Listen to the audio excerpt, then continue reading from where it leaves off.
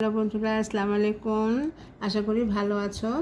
আজ আমি তোমাদের সাথে নতুন ঠিক নতুন না, এই ভিডিওটা আমি তোমাদের সাথে আগেও শেয়ার করেছিলাম। তা এখন তখন কাজ ইনকমপ্লিট ছিল, এখন কাজটা কমপ্লিট হয়ে গেছে। তো এখন আমি তোমাদেরকে দেখাচ্ছি যে কিভাবে এই সাইডের অতিরিক্ত কাপড়গুলো আমি কেটে ফেলবো। এই যে দেখো, এখানে আমি এই যে মাঝখানে এই যে কাটা হয়েছে, মাঝখানে তোমরা দেখতে পাচ্ছ যে এখানে আমি এটা কেটে ফেলেছি এবং নিচ থেকে ওই পাশের দেখা যাচ্ছে। তা আমি এখন বাকি এখান থেকে এটা কাটি। আমি একটা ছোট ধারালো কাঁচি নিয়েছি। এই কাঁচিটা খুবই ধারালো। এখন আমি এটাকে ধৈর্য ধরে ধরে এইভাবে করে কাটবো। তবে কাটার সময় খুব সাবধানে কাটতে হবে, যাতে এই যে সেলাইটা কোনোভাবেই যেন কেটে না যায়।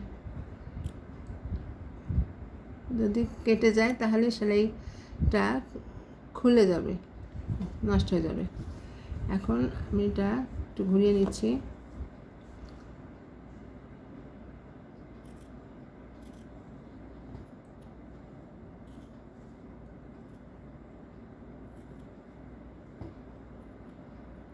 যে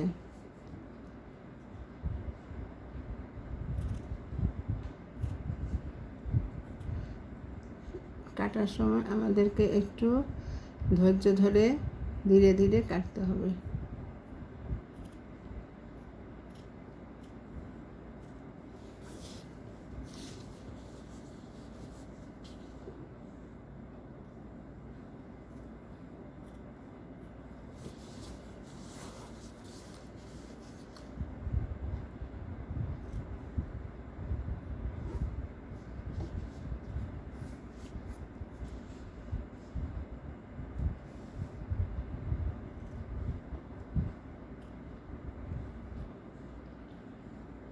এই ধরনের ডিজাইনগুলো সোফার ব্যাকে করলে খুবই সুন্দর লাগে। এছাড়া আবার বিভিন্ন সাইড ব্যাগ, কাপড়ের সাইড ব্যাগ থাকে, সেই কাপড়ের সাইড ব্যাগেও ফ্রন্ট সাইডে এরকম করা যেতে পারে।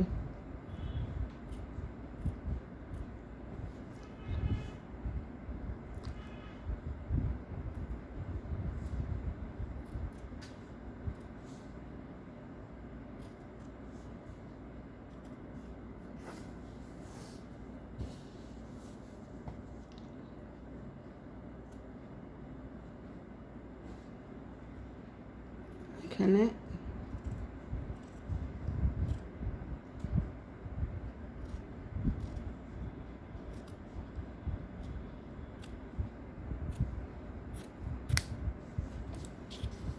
এই যে দেখো, তোমরা দেখতে পাচ্ছ যে এই যে আমার ডিজাইনটা কমপ্লিট।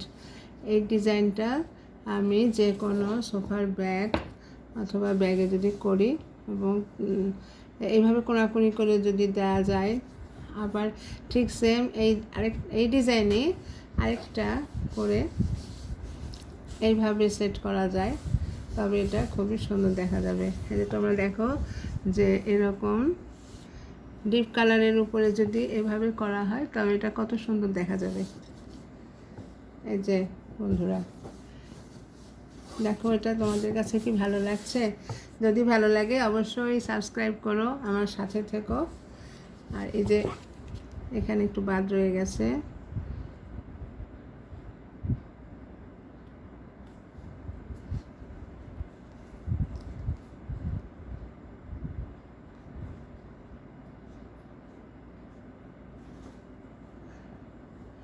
আমাদেরকে অবশ্যই কাপড়টা কাটার সময় ভালো করে কাটতে হবে, ধৈর্য নিয়ে।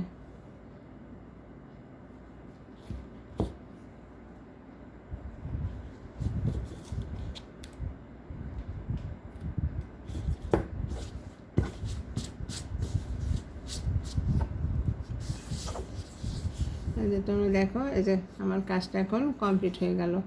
কেমন লাগছে? ভালো লাগলে অবশ্যই সাবস্ক্রাইব করো, আর ফেসবুক থেকে দেখলে অবশ্যই ফলো বাটনটা প্রেস করে দিও। আজকে তাহলে এইটুকুই থাক। অনেক অনেক ধন্যবাদ। আসসালামু আলাইকুম।